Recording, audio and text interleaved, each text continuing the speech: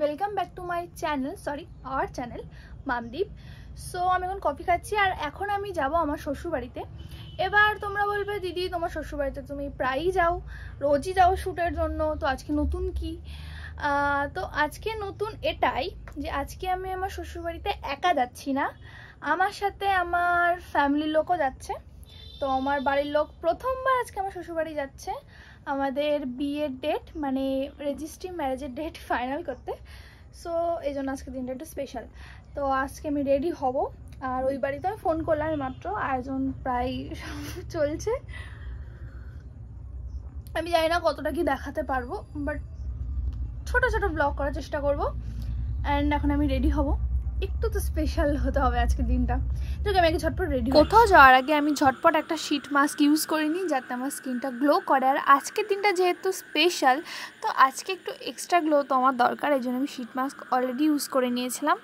মুখটা কতটা গ্লো করছে। সো আমি এখন রেডি হয়ে গেছি। এই যে এটা আমার পুরো শাড়ি, চুলটা আমি গিয়ে খুলে নেবো কারণ স্কুটিতে করে যাবো, চুল উলটপাট হয়ে যাবে।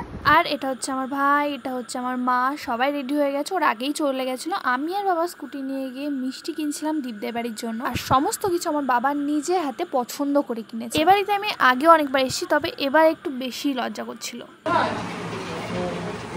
কি হলো? কাঁপছে?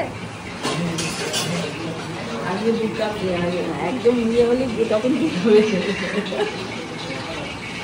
কথা বলো, কথা বলো। কি কথা বলবো আমি? যেটা ইচ্ছা, যা ইচ্ছা।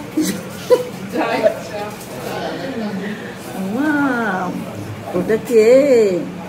ওটা মা আর বাবা। আর ছবি ভালো ওঠে না। কেন? দাঁত বেরোয়, দাঁত বেরোয় যায়।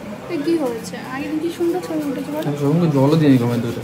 বুঝতেই পারছো আমরা নিজেরাই এত নার্ভাস ছিলাম ওই মোমেন্টে, এই জন্য আমরা খুব বেশি প্রফেশনাল ব্লগিং করতে পারিনি, যেটা সম্ভব না। আমার শাশুড়ি মা পনির প্যাসেঞ্জার থেকে শুরু করে সমস্ত কিছু আয়োজন করেছিল। মানে এটা বড় দিন এটা।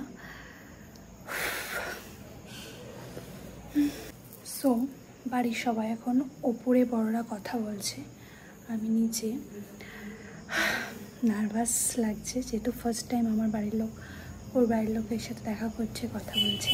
দীপরও নার্ভাস লাগছে, বোধ হয় সবার নার্ভাস লাগছে, ওটা ডিউটি করছে। তবে আমি একটা কথা বলি, প্রেম করার পর তোমরা যদি এই অবধি আসতে না পারো তাহলে কি প্রেম করলে?